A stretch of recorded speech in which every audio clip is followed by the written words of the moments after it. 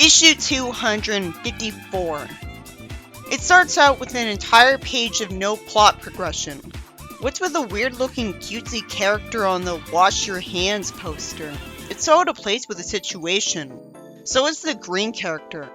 Sonic comforts Sally, saying something she should have already assumed with his hand on hers. And she thanks him and holds it. And he looks concerned like he should. Then it shows what happened after he carried Sally away from the last battle. She complains that the fighting going on is her fault.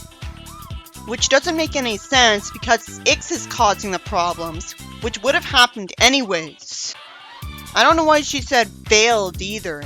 The only thing she failed at was failing to be a leader in the previous fight for a reason completely unrelated to it, that she shouldn't be blaming herself for. This is reminding me of when Carl Bollers wrote Sally at a few points. And that sort of thing made him get accused of hating her. I get that's realistic for her to be upset because she was an evil robot for longer than she was in the reboot, but that doesn't mean she can't be useful just because she's upset. And the arc fatigue is compounded by the release schedule. Sonic hugs her and comforts her. I can never get enough of seeing Sonic comfort someone like this. She warns him to be careful. Sonic lampshades how confusing it is that he's seeing Dr. Quack's wife instead of him. If it's confusing, why is it happening? And why did he even expect Dr. Quack in a mental health ward instead of the regular part of the hospital? We never knew what job she had, so there's nothing wrong with her being in this position in theory. I'd love to see her get a little more depth. I just wish the plot got to move on to something actually interesting to remind me why I love Archie. Because I couldn't care less about this. All she does is state the obvious. Clearly the pacing should be faster here. People defended Flynn Archie because of the cool content, and I don't see any here. Sonic thanks her. I don't know why they had to illustrate the slap again. She had no reason to think she'd get mad at any of her friends because she keeps irrationally feeling guilty for decisions she was forced to make because of a world-saving decision. It's better to not reference the slap since she's hated enough.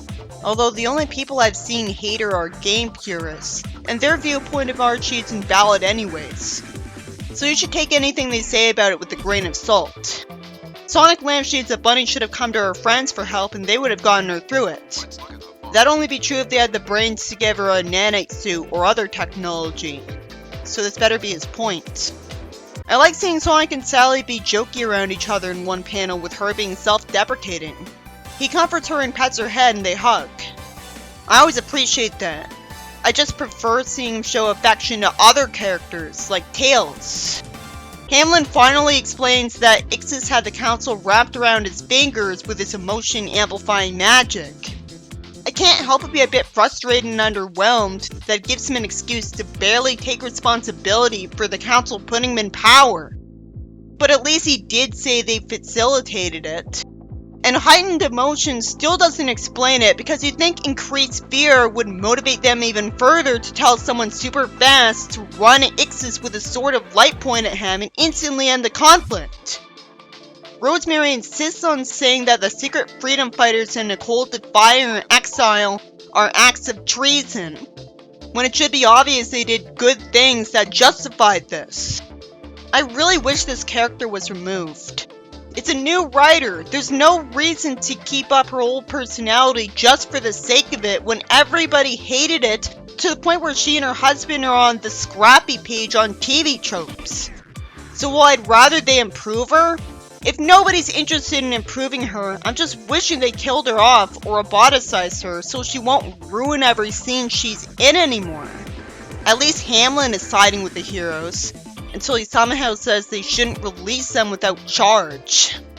He at least admits that it was hardly their first mistake and he should have been nicer to Sally. But I don't understand the rest of his dialogue. The heroes would have become at odds with the council no matter what for putting Ixis on the throne. Dylan looks better. And Hamlin says they keep acting like they're infallible. This has been feeling out of character, but I'll take an improvement any day. Shouldn't an actual judge be the one deciding the punishment of lawbreakers? Harvey has the common sense idea to punish them with community service they would gladly do. Elias tells off the bitch, and Harvey tries to provide a flimsy excuse for the secret freedom fighters still existing as a group. There could be other agents working for Eggman seeking control. He should explain why it requires someone who isn't known as an enemy by Eggman to deal with such things. I'm just wondering why Sonic can't handle that. Penelope admits he's right. Hamlin shakes Larry's hand, and Dylan thanks him for what he did. I just remember him being used by Ixis as a shield to keep Sonic from finally killing him, like he did to his enemies in the games all the time. Harvey's idea was accepted. Why weren't we shown the moment where it was accepted instead of panels of Rosemary sucking? Sonic calls Tails little bro like he should, and doesn't hold it against him that he kept something from him, as something's wrapped up from before. Jeffrey calls his wife Love. The couple shows concern over Sally, of course. And Jeffrey's somehow not sure whether he could use magic to cure a coma. It's elemental magic, of course not. I love that he still has his magic, though. I shouldn't have to compliment that, but a sly encounter decided to rob him of his cool powers as the one good thing to come out of his betrayal. Sonic thanks Jeffrey, and shows concern for him for giving him at last, and gets thanked. Then it looks like there'll be another waste of time scene. Sonic and Sally show each other physical affection again, and I'm reminded that it just so happened that Antoine's room is right next to Jeffrey's by an amazing coincidence, which is why Sonic doesn't stop her from looking in it. At least Sally's angsting isn't over the top this time. I finally get to see Antoine wake up to annoy me with his unrealistic English mess-ups once more, and the story insists on ending there to go into another story that looks like a complete waste of time. I wouldn't be harsh about plots wasting my time if the comic didn't insist on still being serialized despite a sluggish release schedule when already IDW taught me to despise serialized storytelling. It makes me less motivated to read a Sonic comic when I know it's going to leave me hanging when the earlier comics had no problem ending stories in the same issue they started. If the comic didn't have dangling plot threads and was episodic, I'd say they can tell whatever story they want as long as it's respectful to the characters. It's unrealistic that it can even talk at all after waking up from a coma, so I have to assume rings or the natural chaos energy all over the place is the explanation. Mina says her mother will talk to the council about unexiling Nicole. She thanks Mina and expects me to believe she ever had trouble understanding how other people were feeling at any point. When did Mina ever have problems with shyness? She tried to run after Sonic and tripped, and she kissed his cheek without permission. She was acting like Amy Rose, and Amy isn't shy. Her only shyness was stage fright, which is a different category of shyness. She says that singing might be good for her, so I get to see Nicole sing for once. Mina reveals that she's technically a good singer, despite having literally no experience singing. So this is pure luck. There is no emotion in her singing because she's usually unemotional. I'm usually unemotional, that doesn't mean I can't be emotional when singing. Mina again apologizes for betraying her and advises her to write her own song while she has her hand on her shoulder. I can't get enough of her being nice to Nicole. I just wish important stuff was happening. Instead of pages wasted until Mina comforts her and then predictably encourages her to perform with her. I get to see her use her nanite powers of creation, so that's cool, but doesn't amount to anything. The story ends with Jeffrey still having red eyes because it took place before Jeffrey got control of his body back. So why didn't Bunny come back in this issue? It had no problem relegating Antoine's waking up to the last page of a story like it was nothing. So why not show her flying towards the city in that story too at that rate? It ends without any of the stuff people come to Sonic for happening in it. The first story was by Calvin Sky and Gentleman X, and was about the council deciding to let the secret freedom fighters go with a slap on the wrist. Though the very fact that they even considered punishing them for helping against someone who brainwashed his way into power is unacceptable. And a lot of boring padding happens in terms of plot progression until Antoine wakes up.